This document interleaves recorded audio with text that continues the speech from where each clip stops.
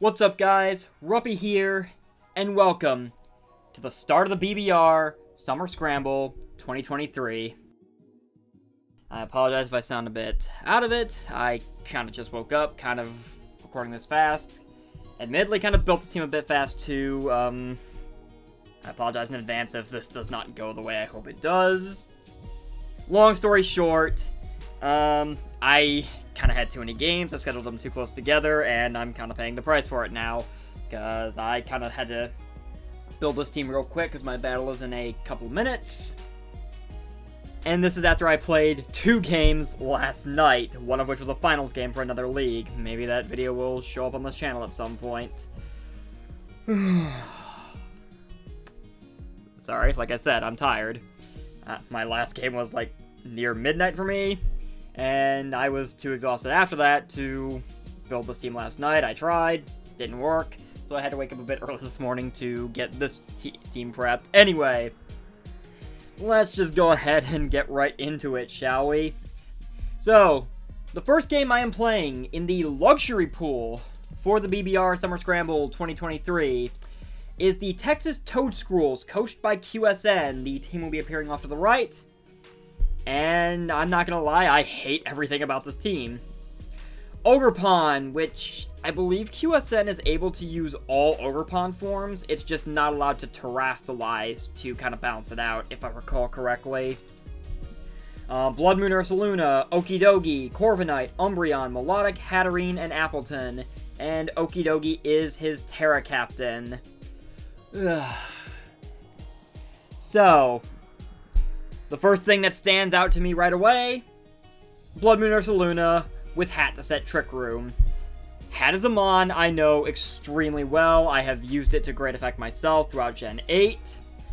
And Bloodmoon Ursaluna is the kind of mon that will definitely take advantage of things slowing down, because regular Ursaluna is bad, Bloodmoon Ursaluna is just as bad, if not worse.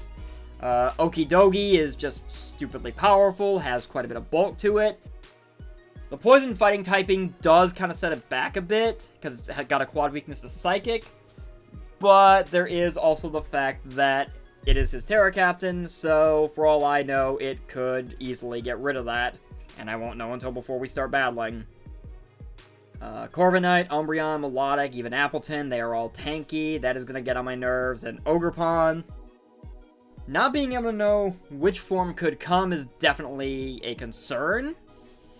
But I will try to manage as best as I can. So let's get into how I prep for this game and try to see if I can figure out a way to crack this team.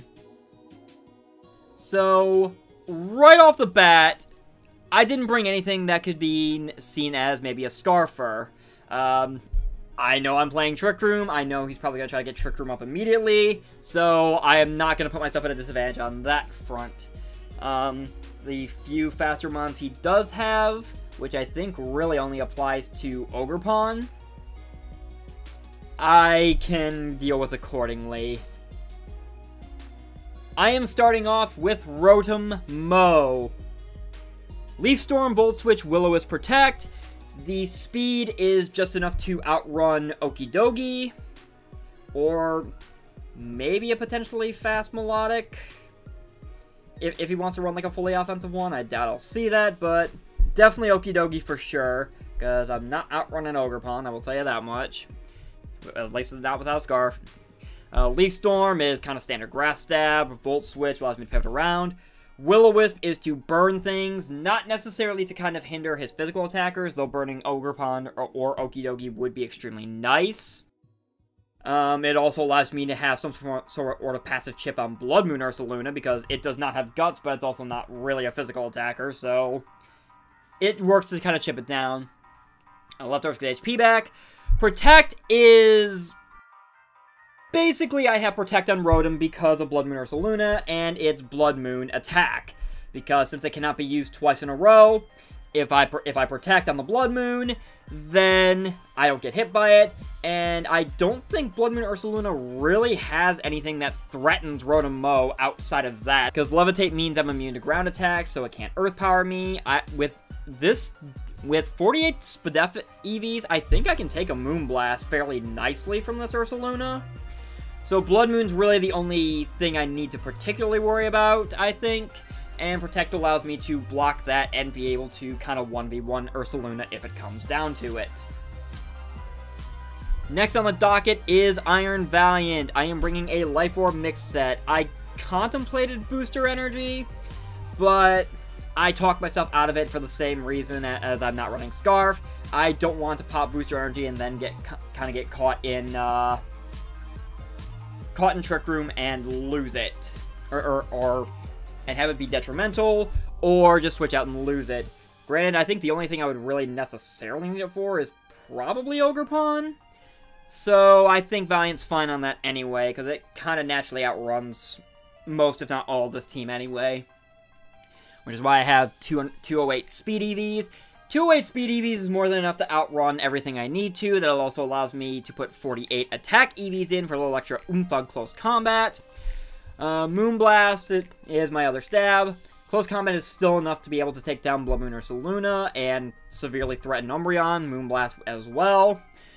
Thunderbolt is primarily for melodic. I debated Energy Ball, but since both of them are... But Thunderbolt also allows me to pop Corviknight, so I have that going for me. And Psychic is there primarily to obliterate Okidogi. Next up, we have Dusclops. Gonna be interesting seeing how I use this thing. I will admit, this thing is kind of designed specifically to be a Bloodmoon Ursaluna answer. I have Nightshade to be able to do guaranteed 100 damage every time I use it. It's not going to work on Ursaluna, but I have that to be able to deal with other mons at least. Brick Break is there to kind of make sure I'm not 100% passive against Bloodmoon Ursaluna. Will-O-Wisp for the same reason I've got on Rotom Mow. And Pain Split to get HP back. Basically, the plan is to take hits from Ursaluna or anything else really. Pain Split to get HP back, and just kind of slowly be a defensive annoyance, I guess. Max Spadef and Max HP to deal with Bloodmoon Ursaluna primarily again, and Hatterene as well. But even with only 4 defense EVs, Dusclops has enough to be able to take down, to be able to take hits from the physical attackers like Okidogi and Ogerpon. Moving down the line, we have Heatran. I will be honest, I kind of borrowed this set idea from Pokeaim, because this is the Heatran set he brought for his finals game against Envy in the PPL. And I cannot deny that it does in fact work for this game, looking over QSN's team. I'm running Terra Grass as my Terra type. I have leftovers for recovery. Protect is to scout for, again, I guess, Bloodmoon from Bloodmoon Ursaluna after I Terra, because I would be able to resist Earth Power then. Magma Storm allows you to trap things and chip them down. Earth Power, Heavy Slam, kind of cover what I need to. The 36 Speed EVs, even with a speed-lowering nature, do kind of allow me to have Heatran outrun a lot of his slower mons outside of Trick Room. And Flame Body is there, mostly for Ogerpon and Okidogi, just in case if they hit me with a physical attack, I could potentially burn them, which would be very nice. Yeah, he doesn't really have anything on this team that would be able to threaten me with fire attacks, unless he runs, like, Hearth Mask Ogerpon, which I don't know if he would or not, considering I do have Heatran. That'd probably be the only thing I would really need Flash Fire for. Oh, before I forget, going back to Dusclops for a quick moment, I am running 0 Speed EVs with a Sassy Nature on Dusclops, because it will guarantee outslow everything in Trick Room, so I kind of have a bit of a Trick Room counter there. Choice Band Dragonite is next on the docket. This one is pretty simple. Adamant, Max Attack, Choice Band, use Multi-Scale to come in, and be able to have at least one free turn, and just start tearing through things. Extreme Speed is priority. Outrage is just super powerful stab. I know it doesn't hit Hatterene, but I can just beat that thing down from there. Earthquake and Fire Punch pretty much cover most of what I would need on this team. So, yeah, Dragonite is really simple. And then Heathry and Samurott, I am running Assault Vest with 32 Spadef EVs to be able to, again, deal with Bloodmoon Ursaluna. I think this is more so for Hat, though. Ceaseless Edge, Razor Cell, Knockoff Aqua Jet is the set. Ceaseless Edge, obviously, to get spikes up. with even around Hatterene magic bounce. CSS Edge and Razor Shell also both get a boost from sharpness. Aquatez priority in case Trick Room does go up, so I can get around that. And knockoff is to remove items and generally be a pain in the ass. So that is my team. Apologies if the team builder was not as coherent, and I try to run through as fast as possible because, again, I'm playing this game shortly, and I am also kind of tired. We are going to see how well this works out. I am going to attempt to not schedule when I play these games so close to one another again. That is definitely blown up in my face, or at least it feels that way.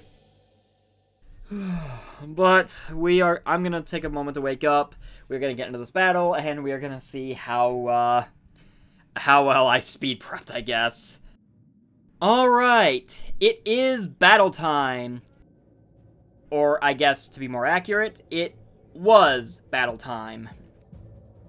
So, allow me to explain what happened. I am doing this post-com. This is because... Remember how I said in my team builder that I was kind of exhausted because I had scheduled too many games so close together, and I played my last game the night before fairly late, and then this one I had to get up early to kind of speed prep for? Yeah. That kind of leaked into my attempt at doing this live comm, which I did do a live comm for it, but listening back to it, it did not sound the great. I was quite out of it. I was silent a lot of the time. Granted, it was my first attempt at live comm since I think my BBR Season 2 semifinal loss to D-Ray, which was the last video I put on this channel for the longest time, and the last time I actually did a live comm or even a Pokemon battle on YouTube in general. So, yeah, that was not... Listening back to it, it was not a great attempt to return on. As of when I'm doing this post-com, I have in fact played my entire pool at this point, and those videos will be coming out soon enough. The live comm on the other two games I played was somewhat better. I'll get back to where I was in due time. But yeah, I am post-comming this just so, just so I can at least have a video to present. I promise post-com will not be the norm going forward. So... I also did not nickname my Pokemon. I kind of had to speed gen these as well to make sure I was ready in time for the game. Ultimately, I decided that normally I do nickname my Pokemon for this. Anyone who has watched me in the past will know this. I prefer to nickname my teams to, I guess, build better bonds with them, I guess. Kind of make it feel like I'm actually playing with a proper team. Like, whenever you're in the NFL, you don't just call your quarterback, you call them by their name. But, yeah, as I said, because I had to kind of quickly do everything, I forgot the nicknames, and at that point it's like, since this is a tournament and I don't know if or when I'm going out, maybe I just kind of skip the nicknames this time. Regardless, getting into the still I have here, and now that I've gotten my explanation out of the way as to what happened and why this is post-com, QSN ended up bringing Hatterene, Cornerstone Mask Ogerpon, Okidogi, Bloodmoon Ursaluna, Melodic, and Corviknight. And as per the terms of Summer Scramble, since we're doing this semi-open team sheet, Okidogi is Terra Poison. So that is something I had to keep in the back of my mind going into this battle. So on paper, I feel like I've got a solid chance here. Corviknight and Melodic are going to be a pain to break, but everything else I'm fairly confident I can handle. So I just go ahead and let's just get into the actual battle proper and see what happened here. Alright, so as we're getting started here, you'll have to forgive me if I blank a bit on exactly how this went, because again, it has been a while at this point. He's going to lead with Corviknight as I lead with Hisui and Samurott, and I think I took a moment to think of what I wanted to do here, just because Ceaseless Edge is the obvious option. I also debated switching because I felt like a body press was a fairly obvious response on his part. Ultimately, I decided to stay in and go for the knockoff, get rid of whatever item this thing has, which is leftovers. he does in fact body press, which Samurott is able to take. Now, knowing another body press is very likely to try to kill me, I go ahead and switch Samurott out and proceed to send in Dusclops, knowing that it is immune to body press. Pressure will also help knock off a couple PP from that, so there we go. Body press has failed, and now I am free to go. So, knowing he's going to switch, and feeling that a switch into Hatterene is probably not very likely, I'm thinking Will-O-Wisp is the best possible option here, but ultimately I decided to just swap to Nightshade just to do damage. He ends up Iron Heading, which is completely fine. Dusclops is able to take it, and now I believe I proceeded to click Will-O-Wisp because I feel Corviknight is either going to stay in and roost. It ends up U-turning out. I figured it was either going to roost or switch, so I decided to Will-O-Wisp and burn whatever is coming in, which ends up being the Ogerpon, which works out incredibly nicely because Ogerpon is a physical attacker. So that thing is burned, so it is not as much of a threat. I will admit I was a bit I'd completely forgotten when I prepped for this game how Ogerpon worked. When I know I said in my Teambuilder video I thought that he could bring an E-Mask. When I actually did the prep, I honestly thought it was I did not realize the masked forms had not been separated. They were all merged into one mon that just couldn't terrestrialize. So I prepped for normal Ogerpon, honestly, but it's fine. They all share the same stats. I end up getting Dusclops out of here and end up going back into Samurott, figuring that I can just... And he ends up going for knockoff, which I think I kind of called, and figured Samurott's low enough that Assault Vest, losing its Assault Vest is not necessarily going to hinder it as much, because it's not really going to at the point where it can take a hit. And I would rather keep Dusclops Eviolite on it, because that is extremely important. I mean, Samurott was also probably meant to go in to be a potential sack, or figuring I could take a hit because it was burned. And now at this point, I'm thinking, do I switch into Rotom, figuring he's probably going to fire off, and that's exactly what I do. I contemplated Ceaseless Edge, but I believe I switch into Rotom predicting the grass move, like Hornleech, which is exactly what he ends up going for, because in the back of my mind, I'm still thinking, I can get Samurott in and get a Ceaseless Edge off. I know Samurott's not outspeeding this thing, and I don't want it to eat the hit. Since I ended up not sacking it off after all. So, at this point, I go for the Protect just to scout and see what Ogerpon is going to do, which ends up being Knockoff, which worked out for me. I also proceed to end up getting a little more Burn Chip off. It allows me to get some Leftovers recovery back from the Hornleech, and also further chips down Ogerpon with the Burn to help get rid of whatever it did steal from me from Hornleech.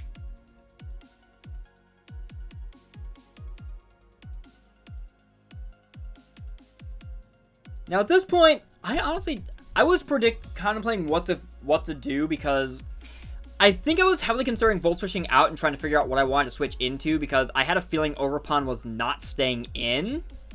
So I was trying to get the jump on that and just trying to figure, if he does stay in, what do I potentially go into? Because getting in Dragonite at this point and breaking would be a really good option.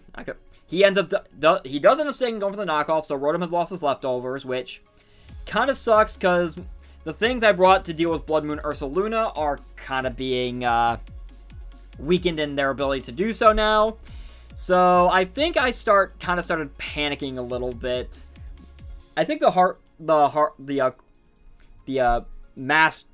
this not being regular Ogerpon threw me off so much. I ended up going into Iron Valiant ultimately, because I know it can outspeed this thing, and it's definitely taken enough Burn Chip at this point that Iron Valiant can easily just pick it off with a close combat, since it is Rock type with the Cornerstone Mask, and that's what I proceed to do. I figure, worst case scenario, if he switches this thing out, I can deal with whatever comes in. Which he does end up leaving it in, and Ogerpon does go down. So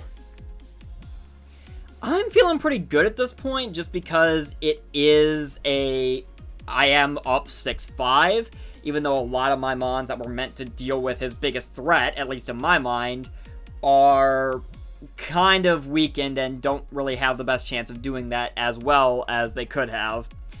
Anyway, Melodic comes in at this point, and I don't want to keep Valiant in because I could pop it with a Thunderbolt, but I don't think it will kill.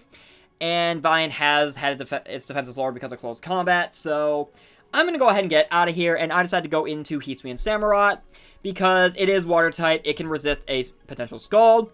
He ends up going for the Draining Kiss, and there goes Samurott, so I do not get my hazards up this game. It's at this point, I think in my attempt at live calming, I think I made a remark about how, because I admit in my draft analysis, this team does have a bit of a fairly bad fairy weakness in the grand scheme of things, which is something I was afraid was going to hinder me, and I did not prep as well to handle that this game because of the rush. So Draining Kiss on Melodic was something I had never even considered, and definitely put me in a bad spot, especially since now I don't have spikes to kind of help chip things down. Regardless, I go ahead and throw Rotom at him, because I know there is no way he's keeping this Melodic in. He fears the Leaf Storm. He's going to switch out. So I proceed to Volt Switch. He goes into Corviknight, which I am extremely happy with because I can easily take this thing out with the Volt Switch. That keeps me up 5-4. The one downside is I do kind of lose my Switch initiative because Corviknight went down. But I'm feeling happy enough at this point that I can still make it work as I proceed to send in Banded Dragonite. Because this feels like the prime opportunity to have Dragonite just start breaking everything and paving the way to what's feeling like a possible victory at this point. Because I am certainly... I feel like I've got good enough control of the game at this point that Dragonite could come in and wreak havoc. Unfortunately, this is where I remember that Hatterene exists, and I am not surprised to see it come out. I do not have anything that immediately threatens it. I know I can take a hit because of multiscale, but ultimately what I decided to do is go for the Earthquake, figuring he would attempt to set up Trick Room this turn, and I know I can two-shot with Earthquake, and I know that because of multiscale, I can live at least one hit from this Hatterene, even if it's a fairy attack, and proceed to take it out, which is what happens. He ends up going for the Draining Kiss, which does hurt a bit, but it's not enough to get Hatterene out of range of a Banded Earthquake. Actually, no, it is just enough because of the Leftovers recovery, which now puts me in a bit of a bad spot because with multiscale gone, I know I cannot take another Draining Kiss. I really do not want to. So this is where I'm debating, do I go into Heatran knowing the Draining Kiss is coming? Ultimately, I decided to send in Dusclops because I want to keep Heatran healthy because, again, my Ursaluna checks are kind of beaten down at this point.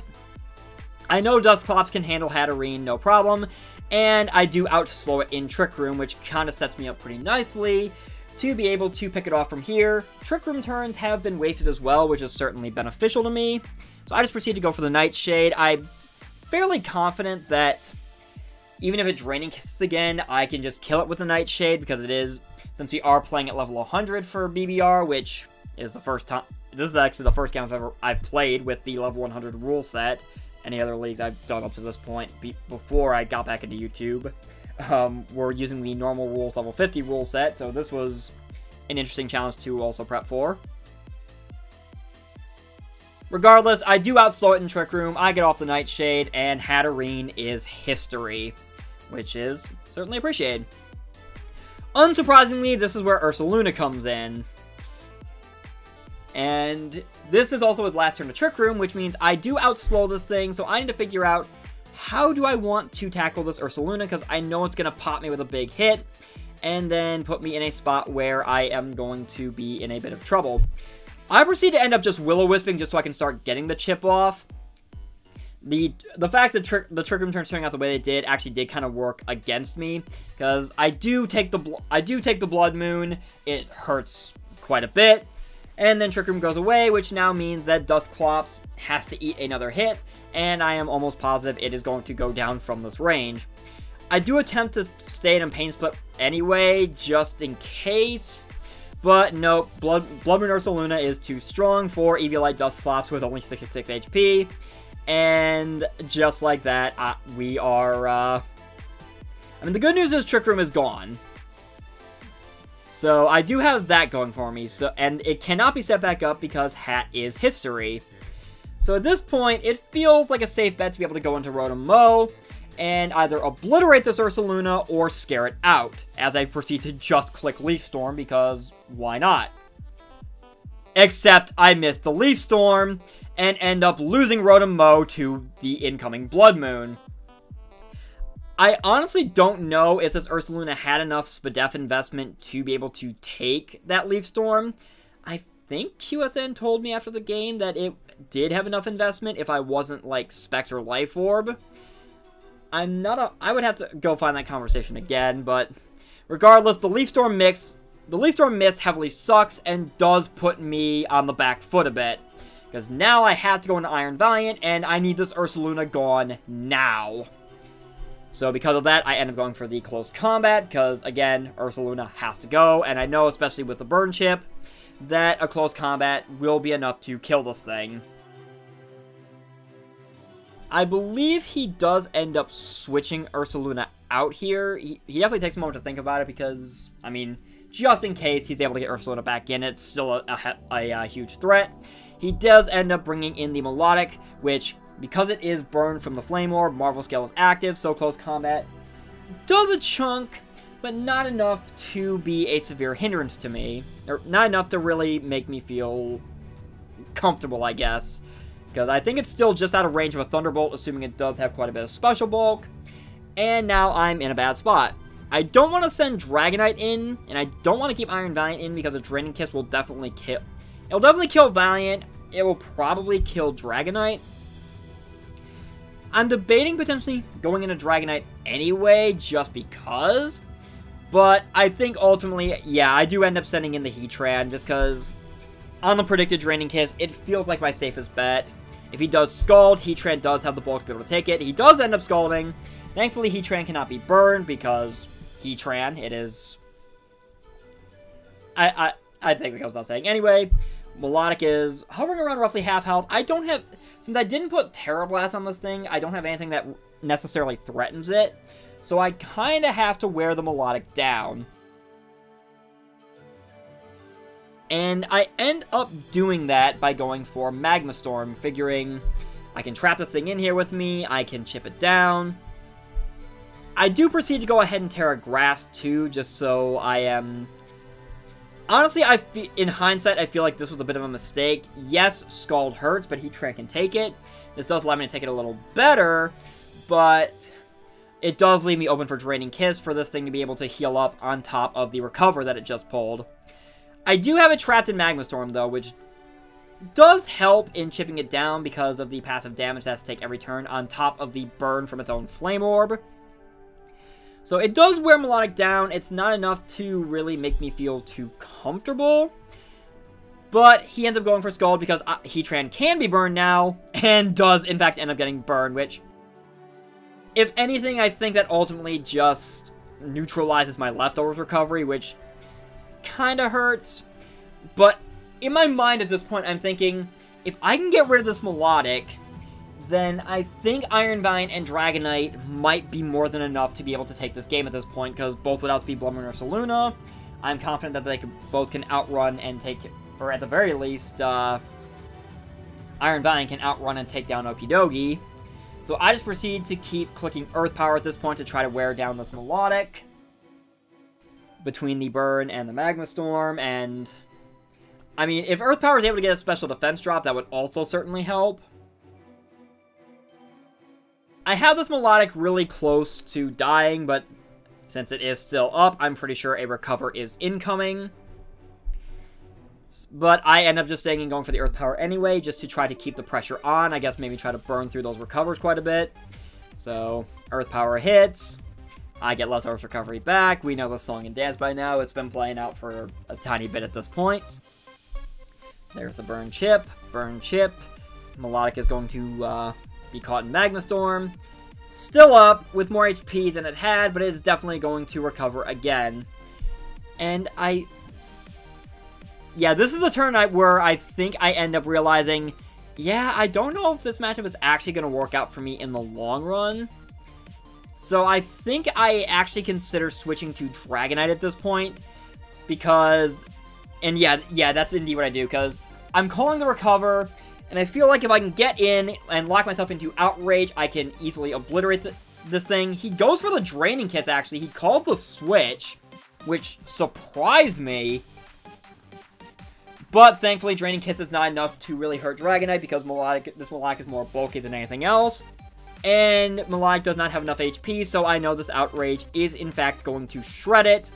And I'm going to be up 3-2, and I'm feeling like I might actually have this in the bag. So if Melodic goes down, I'm thinking, Okidogi has not surfaced yet. And I think it's a speed tie, unless if he went Adamant Max Attack. If he's Jolly, he definitely outruns me, as Okidogi does come in at this point. I'm locked in an Outrage, so I'm kind of stuck here. But I'm feeling like, if Dragonite does go down, Iron Valiant can come in and take this thing out. He ends up proceeding to Terra at this point, going into Terra Poison, which is at this point I realize I might have actually let this game slip through my fingers, as he proceeds to outrun me, pop me with a Terra boosted Poison Jab, and there goes Dragonite. I'm doing calcs at this point and realize that with this thing being pure poison as opposed to poison fighting now because of the Terra, I don't actually Oko anymore with Psychic from Iron Valiant, even with max special attack and Life Orb. But I go in anyway, I make the attempt. Actually, I think it might be a potential roll. It's a roll's not in my favor, but ultimately I find out it doesn't matter because this Okidogi is Scarfed. So that is the end of that. I'm going to send in Heatran to die because there is no way it's outrunning Scarf Okidogi if Iron Valiant couldn't. I just go for the Earth Power just because, but we know this game is over. So that is going to be an 0-2 loss to QSN. Not a good start to my Summer Scramble run, but 2-0 is not that bad. It could have been a lot worse, honestly. But that is going to be the game. Thank you guys so very much for watching. I apologize again that this ended up being post-com. Future games will not end up like this, I promise you that. Still, thank you guys so very much for watching. I have been Ruppy, and my Swoo and I will see you guys next time. Take care.